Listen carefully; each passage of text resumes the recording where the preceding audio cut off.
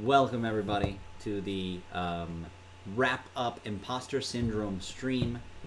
Thank you for joining us as we wind down our first Kickstarter project, Imposter Syndrome, in which we decided to throw a bunch of stuff at the wall and see what stuck. Exactly. So thank you for commemorating this journey with us today. Yes, absolutely. Thank you for joining us and honestly being here for the entire thing. I have sometimes heard of this thing from video games or like an event or something where people create, and you'll sit down with the creator and you'll say, okay, we're going to do a post-mortem, right? We're going to do an autopsy, so to speak, right? What's funny is it hasn't ended yet, so that means that we are calling this a pre-mortem. A pre-mortem. So we're going to talk about it as though it's dead before it's died. But I don't think that's a bad thing. I think that's what I want to start with is the sentiment can feel like that's not a good thing, but honestly, I'm excited to talk about everything we learned, and I'm more excited than ever to do my next Kickstarter. Let's say that. Exactly. It wasn't, so what did you learn, actually? Okay, perfect. Well, so, do you mean about Kickstarter or about us as creators? Let's say us as creators, Perfect. or just this particular Kickstarter. What did you learn from it? Perfect. Yeah. I think that's great. So, in my opinion, I learned, let's see. I learned a lot of things. One of the main things was we started this Kickstarter knowing that we didn't know what we wanted to offer, but that knowing that let's see. I think that was kind of our something we should have figured out. That is okay. Let's say that's something that we should have figured out. To put that in the form of a lesson, I learned that though I like the idea of getting people excited about something that has not been fully formed yet, I don't think Kickstarter in 30 days is the right place to do that. Yeah. And I will say the reason we did it, part of the reason is there's an event that takes place on Kickstarter called Zine Quest. And I work with a couple other people at a RPG, publishing company. And so we've done a few Kickstarters and everything. Yeah. But in a sense, this was so interesting to be a part of my own and to do it myself, so to speak, as a creator especially. It also gave me a very specific kind of deadline, if that makes sense. It made us think about our projects in ways that I wouldn't have thought about otherwise. It did. It really put more pressure on us to actually kind of figure them out. So I did appreciate that. I still did a bunch of writing that I probably wouldn't have done otherwise nearly as quickly. And so I described us as what I call being under liability. Yeah. We knew we were running a Kickstarter, so it was like, well, you described how I had this idea for a game, and it kept changing, you know? And that was partly because I didn't know what we wanted to offer. But while that is interesting, and I think what I learned is we can garner support for ongoing projects that we aren't sure as much because we want feedback and everything, but I think Kickstarter as a platform wasn't the place to do that because pairing that kind of thing with a deadline didn't give the outcome that sort of, I guess, I would have hoped for. I mean, I couldn't think of it in the way to realize what the outcome would be. Right. But so, do you feel like you learned anything? What do you think? Like you said, you wrote a lot more. Right. As this Kickstarter went along, I had the feeling that it wasn't going to fund. Because, for some of the reasons that we mentioned, that we had a lot of ideas that were just up in the air and not concrete enough. And I definitely understand why Kickstarter backers might not back that. Exactly. And equally, I totally understand it. But in light of that, still getting a bunch of backers. Yeah. We also did another interesting thing from a Kickstarter standpoint where we decided to have a campaign with a funding limit of $500, but the most common fund would be $5. Right. I didn't consider it as much, but to some degree, if you do the math, you end up realizing, I need to get this many people to give me $5. Now, some people give more and some people give less. That's the beauty of Kickstarter, right? They can support more and less. But the idea is, I also realized that the amount of people that we set up needing was more than we were effectively able to convince of our project. But we were still able to convince them. If we had set our funding goal at $100, we would have potentially made it. Right. I think our original goal that we set was actually like $250. Okay, and something we talked about. That's one of the first ones that we discussed. Yeah. But because I pushed for $500 because I knew that I would be doing like the art side of it, and I would just like more to compensate for that. Exactly, and it's an important consideration to some degree when you're getting to lower funding levels like that. Yes, it's about the scale of the project. Yeah. There's an amount that's not worth doing. Now, actually, we can maybe get into that. I still plan, and I believe you do, to make a lot of this content. Honestly, it spurred my creativity more than ever to think, okay, I have to do something now in 30 days. What is it going to be? I now owe somebody something, even though I didn't, right? Yeah. It showed me like where some of the faults were in the storylines that I wanted to present to people. Yeah. And where they were not finished enough yet. Once you had to put it in front of people, it was like you could see what you felt like was missing, maybe. It also sometimes forced me to make some decisions that I just hadn't wanted to make yet. Oh, okay. I don't have one off the top of my head, unfortunately. No, and that's okay, But I like that idea that, again, this being under liability, it's like, well, we talked about it. You have to do something. Okay, if we say, for this money, we're going to give you this many words, it has to be something. Now, we, in a sense, never promised it was going to be good words or interesting words, but we would definitely do our best. Of course, and you as a backer are hoping Still that it's going to be good. stuff that you are interested in, Some people, the best words to one person are not necessarily to another. Right. But actually, so in that case, let's maybe talk a little bit about imposter syndrome then. Oh, no, go ahead, please. I do want to mention that for anyone that is interested in anything that I was making with the stories or any further art or creature designs, I have an art station, which is Cassandra Richards, that is available, of course, out there. And I believe that's actually on my little Kickstarter bio. I'm pretty sure I have a link there to Instagram as well. So, like, any character drawings will be showing up there, if you're interested in that kind of thing. So that's where you're going to be able to find me. Yeah, so if you go to the profile on Kickstarter, you should be able to find a link to that. That's perfect. You can see the art station. That's wonderful. What about you, Nixon? I haven't had to say this out loud yet, but I am on Twitter. You can follow me. Oh my god, yeah, you're on Twitter. At PQUDOTCH. Yeah, we'll find a better way to say it. Maybe repeat that one more time. PQUDOTCH. That's my Twitter handle, right? Ridiculous. Well, I'll have to come up with a song, a jingle, so that... I think a jingle would be appropriate. Like I said, I haven't said it out loud, and I'm like, well, usually people click on the link, whatever. But so yes, but I think that's the beauty is that really what we did is as creators, certainly for me, I found it required me to look harder at what I wanted to make. Right? If I'm going to be on the hook for something, okay, well, I'm going to be more discerning about what that thing is, I was more likely and willing to get feedback from people because That's true. I had to. It was almost like when I might not have asked somebody's opinion in the past, I ask them now because, again, I was under liability, And so really, just overall, it has spurred me on more, but to some degree, I didn't need somebody to give me $5 to make it. I wanted somebody to say, hey, I'm willing to wager $5 on the fact that the ideas you're talking about, I'm going to be interested in. Yeah, and I like just knowing that other people are interested, because not everybody knows this. But mostly I just have Nixon to bounce off of for these ideas, so I know he likes them, but I need more. Exactly. More feedback.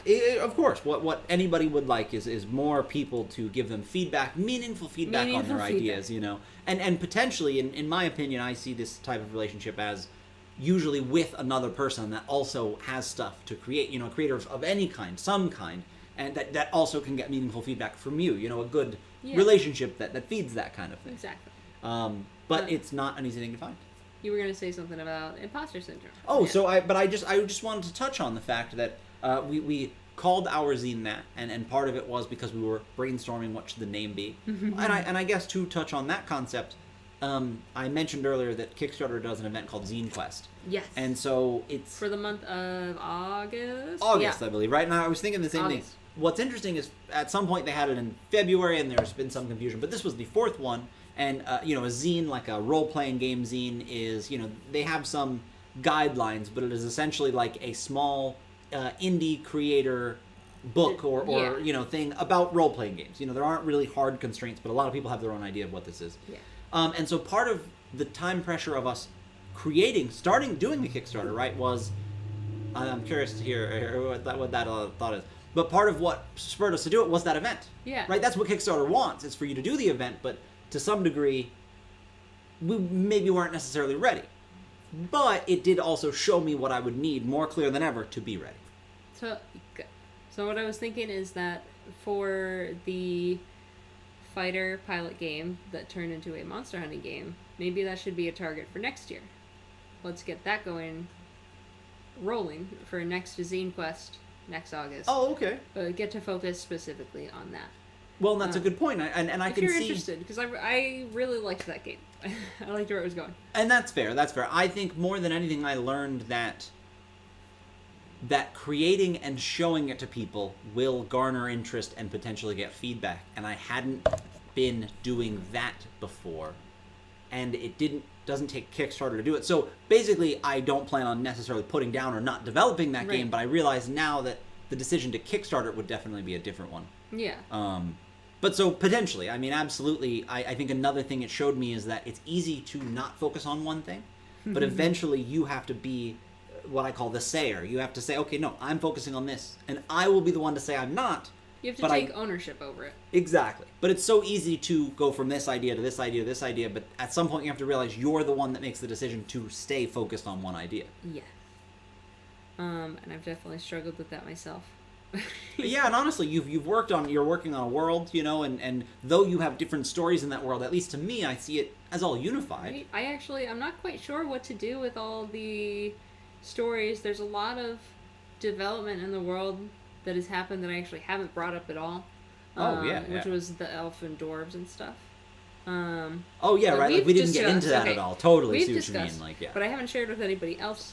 But there is that part of the world that I've been working on too. Yeah. I've been fiddling. And I am not a writer, nor have I been around somebody that's written a big novel, but it's you writing as much as you have and discussing things with you and having all these disparate parts. Yeah. It's hard not to see, okay, imagine J.K. Rowling writing Harry Potter. I feel like it was the same, where it's like, well, what brings this all together? I wonder when that part struck, so to speak, Maybe that's a bad example because it's probably well documented how she came up with the idea, but assume for a minute we don't know how she did, But in a sense, it's like, I feel like in spite of that fact, you still work on it, all the different parts, knowing that eventually it will kind of coalesce, and I think that's important. Exactly, and that's the goal, Yeah, eventually we'll get to see all that. Let's see. I was considering maybe reading a little bit from the update that I wrote. I would love that. Yeah, sounds great. Absolutely. Just thinking of where to start. Actually, probably from the beginning. Okay. So, you down with this? Absolutely. Totally good with it. It was just very comedic for you to ask where to start. And then you found it. I know. So I realized that, too, I haven't been too forthcoming with information about the world. And, what better way to get somebody excited about the stories that might be in this world than to describe the world. So, I know it's at the end of the Kickstarter, but I'm going to give you that now. So, over the past few years, I've been slowly crafting this world. I've been pretty tentative about sharing it due to my own feelings of imposter syndrome and not being a legitimate creator. How am I going to stand up against R.R. Martin or something? I loved his books. I read them twice. The whole series, Song of Ice and Fire. But I'm excited to share this. So, it all started with the idea of a great astral beast, partially inspired by the idea of E=mc². Simple as that. This creature opened a portal into our dimension from a plane where it had no physical shape in the sense we would know. In our universe, it took the shape of a great worm, and it traveled for eons within the expanding universe. With this worm comes energy, magic, in physical form. It seeks refuge on a bubbling planet, swimming the molten seas and weathering its changes. As the planet formed and cooled, it curled up in the hardening crust, falling into a deep sleep. This world is still being explored and developed, but through these stories you get to meet some interesting cultures at different points in time. The earliest story is that of Zula, a goddess born to a small tribe. She develops the first spells of the world, and her tribe, believing her to be a gift from the gods, decides to nurture her talents. Tales of her powers spread as she uses her craft to save her tribe from invaders and vicious forces of nature. People start to approach her, hoping for miracles or to learn her craft. She does not teach these outsiders, but a clever chieftain, hungry for abilities, forces her to give him some of her powers. She learns that these people wish to use her powers with ruthless abandon, and she takes it upon herself to right this wrong. She then creates her warriors, turning trusted people into demigods to help assert her will. Azula later disowns the title of god and is instead referred to as the paragon of language, developing a religion and eventually building a more peaceful and more scholarly culture that spans over a vast region with some serious historical baggage. Because she kind of goes on a warpath. There is a troubling history there.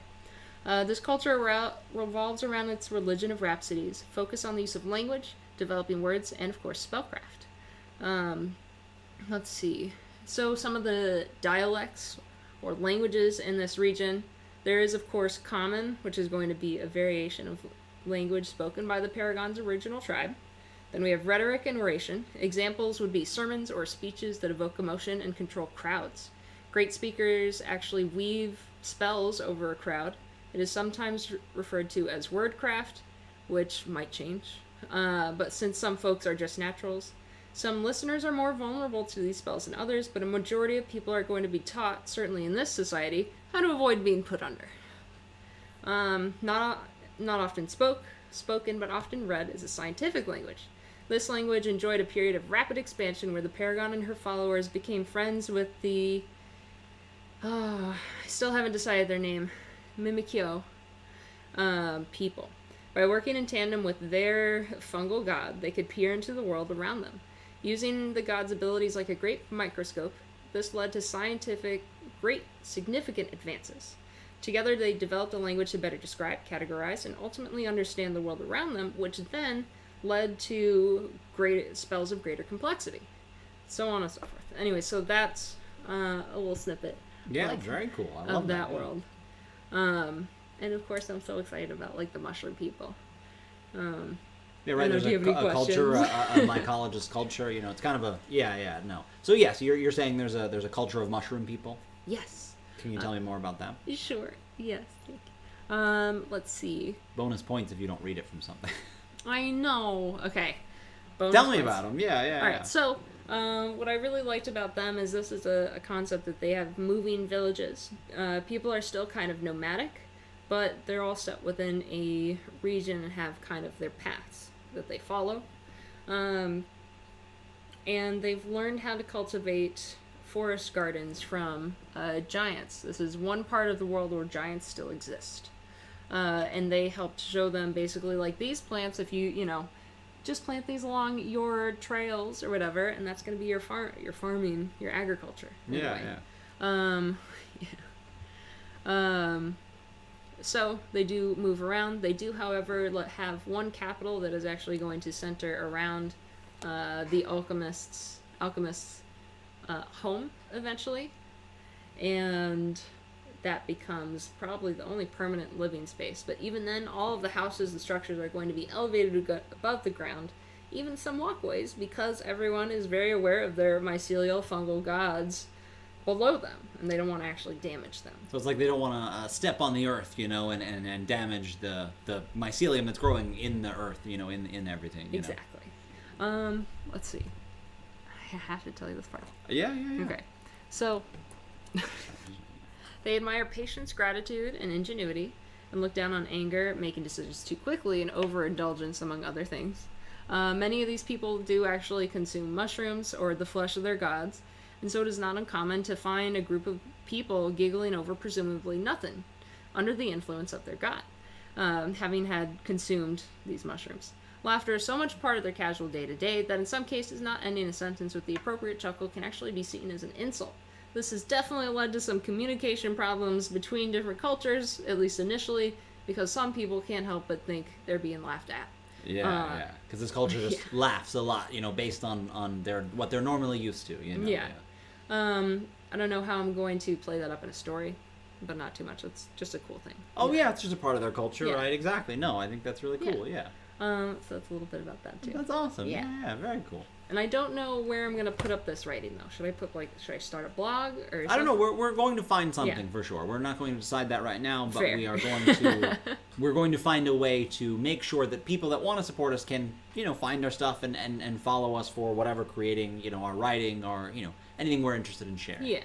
I think that's so much of what it made me realize is people are interested in what you have to say, you just have to share that and find those people that are interested. It's all about getting it out there. Exactly. Because people might tell you they don't like it, but they're telling you, they're giving you feedback about it, and that's potentially better than hearing nothing, I think, And that reminds me, that's one thing we learned from the Kickstarter, too, is that a little bit of advertising does help quite a bit. Oh, yeah, right. Absolutely, yeah. And we decided not to invest very heavily in that because this was the first Kickstarter, and I just wanted to see how it was going to go. What is it like to see it be more or less organic? Exactly, and even, okay, so that's a good point. We posted about it on our Twitter and your Facebook and telling people about it and different things, and, it became a really cool thing to see when you ask for support, who supports you. Who shows up. And I hate to put that in a way that's like, the easy way to look at that is who didn't support you, right? But right, but we're not focusing on that. Exactly. But really more from a standpoint of like, I suppose it's easy, and that's what I brought up imposter syndrome earlier, right? That's what we named the zine. That was the point. And at the time, we had this vision of, a lot of this vague stuff that somebody could get. And part of the whole project, I feel like, was our own imposter syndrome to some degree, putting us under liability to have to figure out what we want to do, what our projects need to be, everything was very helpful. And as much as it might seem like a Kickstarter not funding would make you feel more like an imposter, it makes me feel less like one. Because I've done a Kickstarter now. I don't know. All of that to say that we got to jump off the diving board and we saw that, okay, that was all right. That splash was no big deal. Exactly, and we learned so much about ourselves in so little time. Yes, exactly. Yes. And to some degree, I feel like, and you sort of brought this up, there is a world in which if we worked harder, we could have found more people and through that could have funded. Yes. And in that made money and then had to create these things. But to some degree, part of what we realized was the fact that we didn't get enough support doesn't mean we doesn't necessarily mean we didn't work hard enough. Right. It is potentially a function of not enough people being interested. Why wouldn't people be interested? Well, it's not something that's fully formed yet, Exactly. And so, coming back to that, certainly don't blame anybody for not backing because it wasn't fully formed. Exactly. They didn't know what they were getting, and to some degree, conceiving of the campaign, that was a part of it. It was built in. But I realize now that obviously people would, like a much more concrete idea of what they're getting. I think so. But overall, it was very helpful, I think, to use the platform and anything. Other things were, for me, it helped my game design ideas, let's say, coalesce a little bit. Because I came up with I'm applying the concept I've seen in programming books of a cookbook, so this game design cookbook. So rather than just writing a book from the beginning to end of this is how you do it, this is how I think you should design a game, Instead, it can be a bunch of snippets of here's a pattern to solve a problem, or here's a pattern to design this type of thing, or here's how this person achieved this effect. Yeah. But putting it that way, I like to think that it will be a little easier to put the content together. Because rather than it having to be this overarching, it's not a good format for how to design a game. There's not a beginning, middle, and end. This is how you do it, It made me realize something else that I need to do, is that I want to be a creature creator, and I have created some creatures, but I see now that I just need to make more. Right. I need to write some of those prompts anyways, and go ahead and just use them on myself. Yeah. Just because, to get better at it. Okay, and so saying that, it's like we discovered in what we were trying to supply for other people what we might want for ourselves. Yeah. It's like, yeah. So, I don't know. I am excited that I have a lot of cool ideas and that people were interested and that it went the way that it went. But, I don't know. It's an exciting time to be a creator. Let's put it that way. Yeah. I got other ideas anyways. Like, for a Witchtober. That's a good point. Kickstarter does another event called Witchtober. Tell us about what you have planned for that, if you don't mind. Yeah. I've been thinking of making some tarot cards. So I had a sketch. I decided to do like a striated Caracara as what would be the Fool card. And of course on the Kickstarter I'd write my reasons. The TLDR is basically it's a animal that never learned to be afraid. It's very curious. It'll take any opportunity that it can, But I realized, first of all, my sketch was great. It's a really nice drawing, but it lacks the symbolism that a regular tarot card would have, and that was some criticism that Nixon kindly gave me, and I was sad about it. But it was true. And then basically yeah. what you're saying is you drew one of these cards and you drew a nice detailed image of this bird, Yes. right? This striated caracara. And it looks beautiful. You know, it's Yeah. just a pencil sketch. I keep saying sketch, but it's a pencil drawing, sorry. Yeah. On you know, paper. So it's also like by hand, which to me is always, you know, extra level. But, and I feel like... But it needed work. Well, and we discussed this. There's... Sometimes you have to separate the creation you have done or the effort you've put in with what is the right direction for the project. Right, what is the end goal of And- the project, though? Yeah, and I've come against that. And so you were describing, like, right, so I said, okay, you put in all this work. You basically did the last stroke, and then we talked about it, and the realization you came away with is you shouldn't use this image. Basically that I did work on the wrong thing. Yeah. But I had to do that to eventually realize it. So... It might have been part of the path, I think right? it was. Yeah. I think it was part of the path. So, anyways, tarot cards, Witchtober, doing my homework on tarot cards right now, and... But tell me about what is the plan for the deck, right? Tarot cards, like you said, have a lot of symbolism and different things. They're used, you know, so tell me about that. Yeah. So, I'm looking into tarot cards and basically their history. Why are things there? Why is the Fool sometimes drawn that he's, like, on a cliff, looking up, you know... holding a bag or something over his shoulder and a dog nipping at his heels or jumping at his legs, and it's like, oh, it's because he just doesn't have a care in the world. There's no fear. He might walk right off that cliff. Who cares? You know, he's ready for the next adventure. Right, it's like he doesn't know enough to be afraid. Exactly. Right, you know, Doesn't and I know say enough to he, be the afraid. Fool, you know, doesn't know enough to be afraid. And I want to encompass that, but with the really cool animals around us. While definitely still including some of the familiar symbolism that I'm sure people would appreciate. Yeah. So kind of like an animal-focused tarot deck. Yes. Because I also like that because is there like, would you say... Okay, let me put it this way. I'll ask you a question. It's for Witchtober. I don't know. I guess, would you say there's an element of sort of a connection with nature, so to speak, right? Yeah. I've seen a lot of tarot decks, and they're usually people. But I'm not that there aren't creature ones out there, animal ones out there, right? But I like the idea of this... of what a tarot deck is versus, you know, having these deciding what creatures are going to make up the symbols. I just think why not? We can find so much relatability between these animals that look nothing like us, you know, that act and behave sometimes so differently.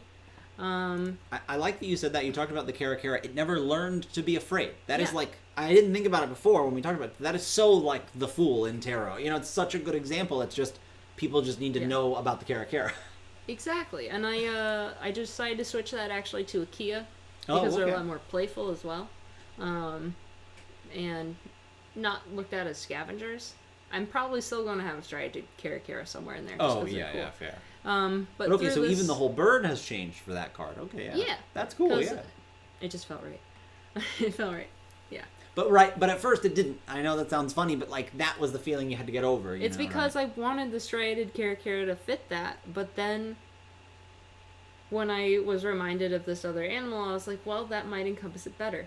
And I gotta say, for this, it's really fun for me to try and go through the cards and see what animals in my little encyclopedia head fits. It's a big game. Like, right, because really there's fun so game. much, you have a whole book of, like, all this, like, symbolism and history and stuff behind tarot, and it's like, it becomes almost sort of a game, right? Where you're like, okay, what animal could that be? Right, and I want to try and encompass mammals and reptiles and birds and even fish in there. And certainly we'll have fungi and maybe a plant or two. Okay, yeah, right, because I'm like, there's a bunch of cards. Is it 52 cards? 70, I think, because there's 70, major arcana and minor. Oh, okay, yeah, so it's like, okay, yeah, and so basically there's going to be a lot of animals in there because yeah. there's a lot of cards, you know, so to speak. Right, and but even there's just millions of animals, it'll be fine. Totally, so but like you said, you basically get that, I don't know, that fun game, yeah, so to speak, of getting to figure out each one, you know. Exactly. Oh, sharks, I want to make sure there's some sharks in there. Oh, okay, right, yeah.